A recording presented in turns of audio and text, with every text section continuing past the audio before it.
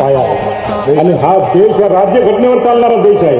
कोणत्याही धर्मग्रंथावर, बायबलवर, कुराणवर, शरियावर किंवा कोणत्याही रामायण, गीता, महाभारतावर हा चालणारा देश नाही. तर हा देश हा राज्यघटनेवर चालणारा देश. चाहता हूँ कि मोहम्मद नाम है पीस का, मोहम्मद नाम है अमन का, ये अमन के एम्बेसडर है. दुनिया जब एक दूसरे को कत्ल कर रही थी उस वक्त अगर परचमे अमन किसी ने लहराया है तो मोहम्मद रसूलुल्लाह है. अशा महान व्यक्तिमत्वावरती अर्धवट माहितीच्या आधारे, चुकीच्या माहितीच्या आधारे व्हॉट्सअप, फेसबुकवरून जी माहिती समोर येते त्या माहितीच्या आधारे अशा पवित्र एका व्यक्तीवरती चुकीच्या पद्धतीने एक महाराज टीका करतो. उस महान हस्ती के लिए हमारी जाने कुर्बान है. हमारी हे संभाजी महाराज, संभाजी भिडे हे महाराज, हे कसले महाराज आहे? हे लबाड महाराज आहे. महाराज एकच होते, छत्रपती शिवाजी महाराज.